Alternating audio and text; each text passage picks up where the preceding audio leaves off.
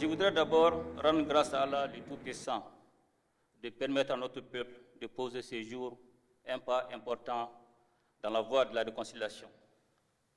En effet, la présente cérémonie marque le début d'un processus destiné à aboutir à l'apaisement des cœurs et au retour de la grande fraternité légendaire entre les filles et les fils de notre nation. Il me plaît donc de vous adresser mes salutations cordiales et mes remerciements pour votre engagement à tous pour cette grande cause nationale. Mesdames et messieurs, le peuple malien qui a souffert les martyrs durant des années revient de loin. En des moments de son histoire récente, certaines personnes n'auraient pas parié sur la possibilité pour lui de reconquérir ses terres, encore moins de réconcilier ses enfants.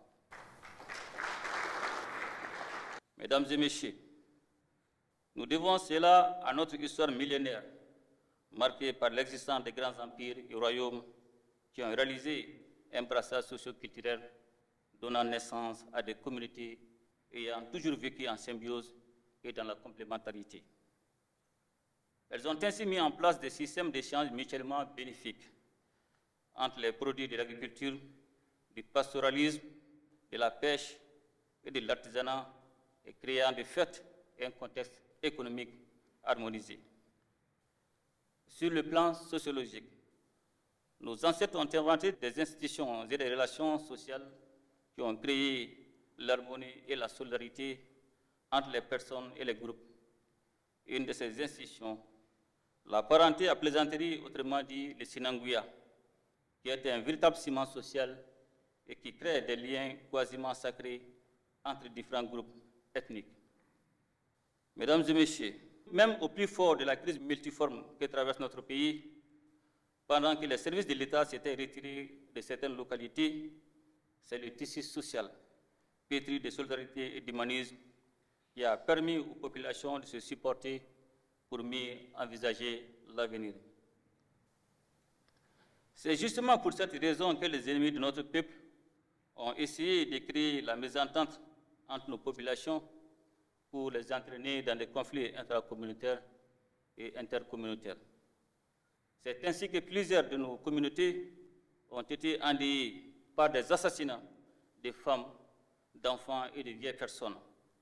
Nos forces de défense et de sécurité, dans leur mission régalienne de protection du territoire, des personnes et des biens, ont également payé un lourd tribut. Mesdames et messieurs, et ces conflits ont eu également pour conséquence de désorganiser les économies locales en empêchant les populations de s'adonner à leurs activités quotidiennes. Ainsi, des communautés entières ont été plongées dans une extrême précarité et ont dû quitter leur terroir pour devenir des réfugiés ou des déplacés, compromettant l'avenir de toute une génération d'enfants par manque d'éducation adéquate. C'est le lieu de rendre hommage à toutes les victimes civiles et militaires de cette dure épreuve imposée à notre pays par des personnes qui ne sont motivées que par l'idée d'installer et d'entretenir une économie criminelle au détriment du peuple.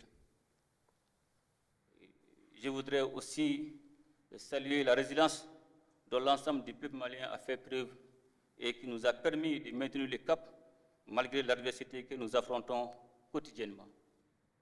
Mesdames et messieurs, grâce à la bravoure et au don de soi des femmes, notre État a recouvré son autorité sur l'ensemble du territoire dont certaines avaient voulu faire une enclave en ayant pris le soin d'opposer les enfants du même pays.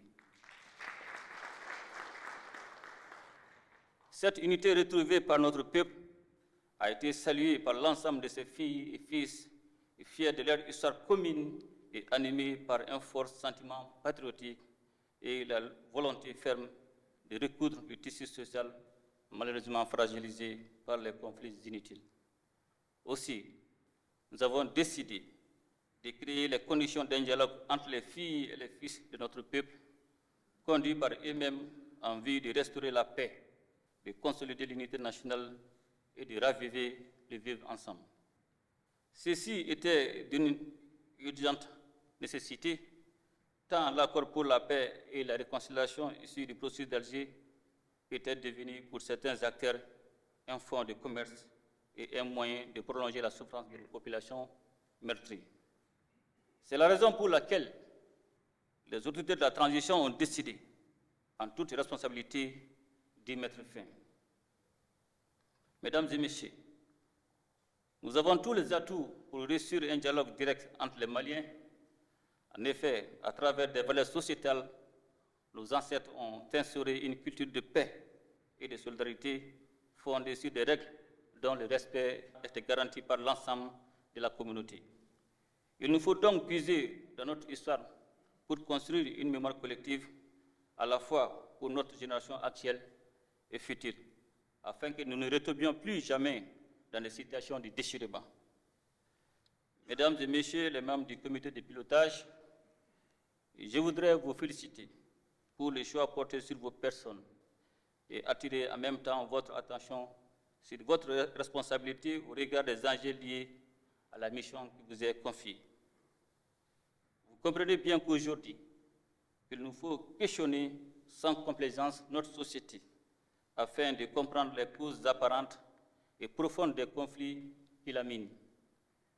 Ceci exigera de nous un exercice d'autocritique et de vérité qui sera le véritable socle de la paix durable que nous recherchons tant. La tâche qui vous attend est donc des plus exaltantes. Vous aurez à créer les conditions d'un dialogue franc et sincère entre les Maliens de manière inclusive afin que nul ne se sente exclu.